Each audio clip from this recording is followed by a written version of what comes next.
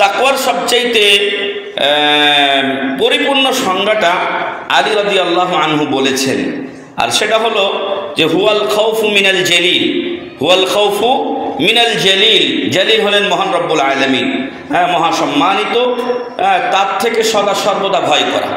হুয়াল খাউফু মিনাল জালিল, সদা সর্বদা আল্লাহকে ভয় করা। আমাকে কেউ দেখে ফেলবে, কে কি বলবে, পুলিশ আমাকে ধরে নিয়ে যাবে, আইনের আওতায় আমি অপরাধী হয়ে যাব, এগুলোর চিন্তা না করে আপনি প্রথম চিন্তা করবেন যে আমি অন্যায় করলে সেটা আল্লাহ তাআলা দেখছেন।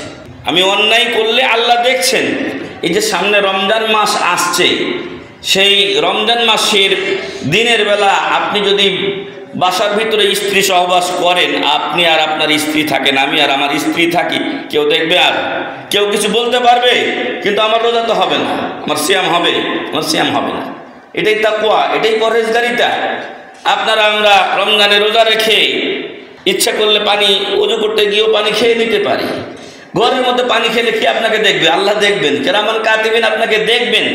কিন্তু এটাই হলো তাকওয়া, যে আল্লাহকে ভয় করে আমি পানাহার থেকে কি করব? বিরত থাকব।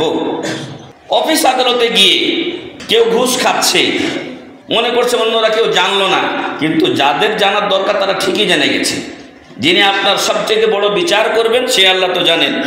ওহু আলিমুম বিযাতিস সুদূর, আপনার কাছ থেকে কাজ হওয়ার আগে উনি জানেন। আল্লাহু আকবার।